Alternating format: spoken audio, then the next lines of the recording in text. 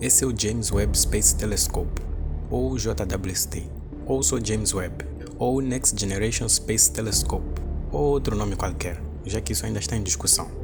Mas isso não importa, porque esse é o maior, mais avançado e mais caro telescópio já feito pela humanidade, pesando incríveis 6,1 toneladas e um consumo de 2.000 watts de potência. Tem como objetivo observar o universo de uma forma nunca antes vista, e também substituir o então atual maior telescópio da Terra, o Hubble, lançado em 1990 e que revolucionou a astronomia e foi responsável por todas as imagens incríveis do espaço que você provavelmente já tenha visto.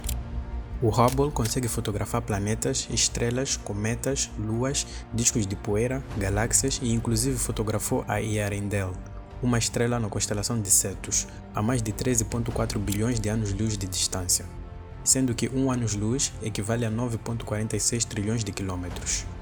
Mas ao contrário do Hubble, que funcionava basicamente como uma câmera fotográfica, em que a luz captada era refletida pelo espelho primário e depois refletida novamente pelo espelho secundário e só de seguida que entrava nos instrumentos ópticos, no caso do James Webb, o princípio é bastante parecido.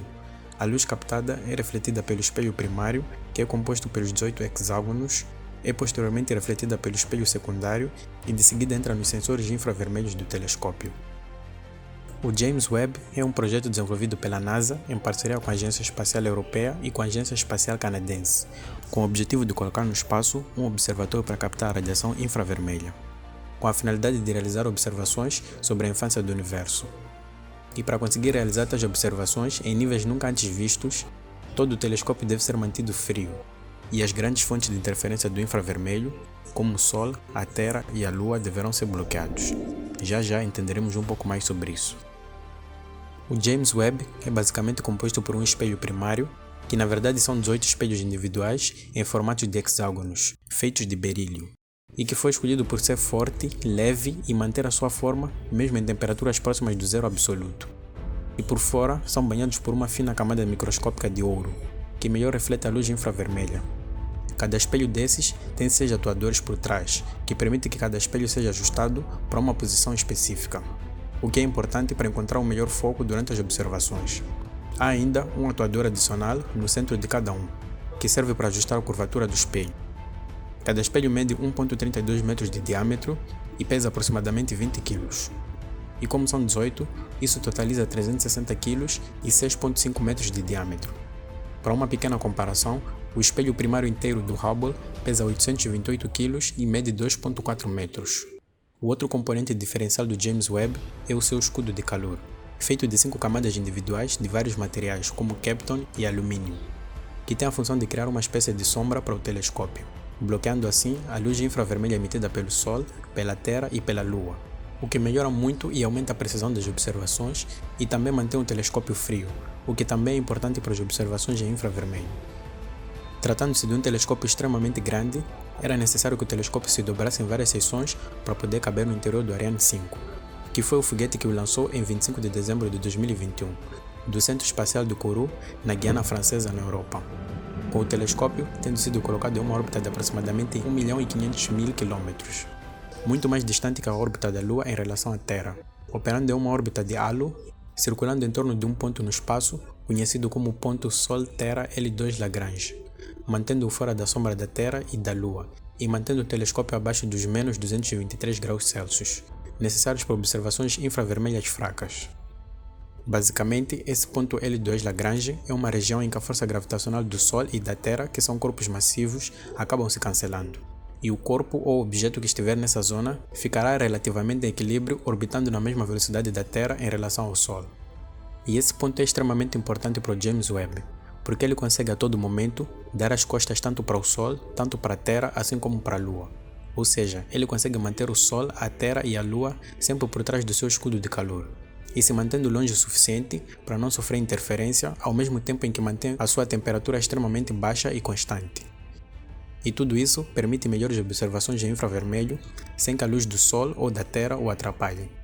Caso ele estivesse orbitando a Terra normalmente, como todos os satélites fazem, a cada intervalo de tempo, ele ficaria exposto à extrema luz do Sol, assim como a da Terra, o que o aqueceria e comprometeria os seus equipamentos, assim como as suas observações. Ao contrário do Hubble, que capta imagens no espectro da luz visível, assim como todas as câmeras fotográficas o fazem, o James Webb foi projetado para captar imagens no espectro do infravermelho. Isso se deve ao facto de que, para conseguir observar corpos celestes como galáxias, planetas, entre vários outros, que estejam muito mais distantes, é ideal e preferencial fazer tais observações no espectro do infravermelho. Isso porque quanto mais distante e mais rápido estiver se afastando um corpo celeste, como uma estrela, mais avermelhada será a luz que veremos. E é isso que se chama de desvio cosmológico para o vermelho. E se a estrela estiver ainda mais distante, telescópios como o Hubble deixam de ver a luz completamente. Porém, a luz continua a ser emitida, só que no espectro do infravermelho. E é por isso que o James Webb será capaz de observar corpos muito mais distantes, porque ele observa no infravermelho. E é exatamente por observar no infravermelho que o James Webb não pode apontar nem para o Sol e nem para a Terra. E é por isso que ele possui um escudo térmico, que tem dupla função.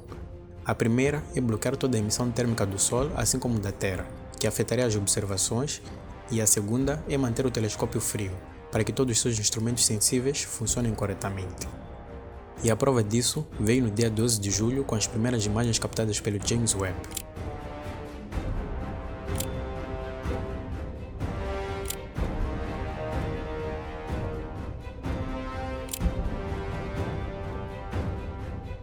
E só para fazer um comparativo entre as imagens do Hubble versus as do James Webb,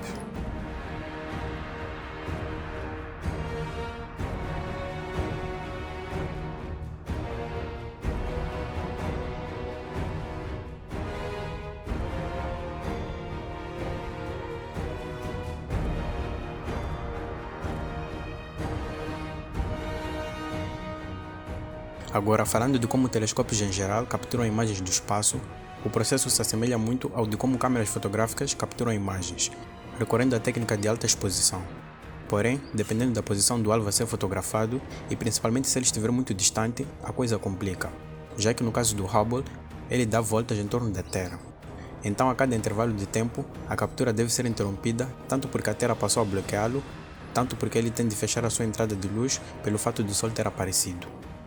No caso do James Webb, isso não será um problema por causa da sua órbita, o que permite capturar imagens por tempo muito mais prolongados e sem nada para o bloquear. Mas tem algo que você talvez não saiba. Todas as imagens do Hubble, assim como as do James Webb, são capturadas em preto e branco. Sim, mandaram um telescópio de 1,5 bilhões no caso do Hubble e um de 10 bilhões de dólares no caso do James Webb para tirar fotos em preto e branco. Isso se deve ao facto de o principal objetivo de um telescópio ser de medir a intensidade do brilho emitido ou refletido por objetos no espaço. E geralmente a melhor forma de obter esse brilho é em preto e branco. As cores são adicionadas depois aqui na Terra, durante o processamento, usando programas como o Photoshop. Oh my God! Okay, it's happening. Everybody stay calm. What's the procedure, everyone? What's the procedure? Stay calm! Vamos a um simples exemplo. Você já deve ter ouvido falar do RGB, ou Red, Green and Blue, e que a partir dessas três cores é possível criar todas as outras cores, que é assim como as telas dos computadores, celulares e outras formam as imagens. Tirando três fotos iguais, mas para cada uma delas aplicar um desses filtros, uma com vermelho, uma com verde e a outra com azul, e depois combiná-las, teremos uma foto colorida. Pode-se aplicar a mesma técnica para colorir as fotos do espaço. Mas essa não é a única maneira de adicionar cores para fotos do espaço. Existem pelo menos três outras que são muito mais usadas. Por exemplo, a foto Pillars of Creation, tirada pelo Hubble, não foi colorida usando essa técnica, mas sim a técnica de Narrow Band Filtering. Mas isso é assunto para um outro vídeo.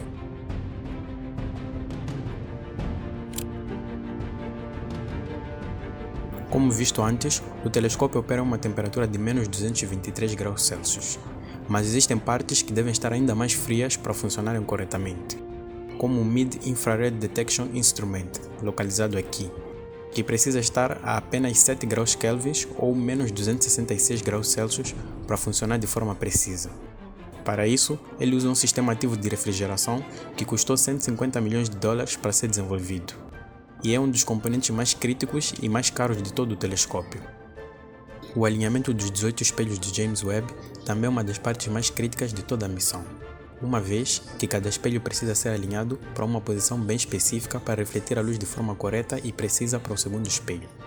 Então, é como se a luz captada por uma estrela distante pelo telescópio ficasse 18 vezes mais nítida, graças aos seus 18 espelhos. E para conseguir esse alinhamento, cada espelho tem um grau de liberdade de movimento tão amplo e tão preciso que cada espelho pode fazer movimentos dezenas de vezes inferiores à espessura de um cabelo humano. Mas tudo isso corresponde apenas à primeira fase do alinhamento dos espelhos, conhecida como Image Stacking.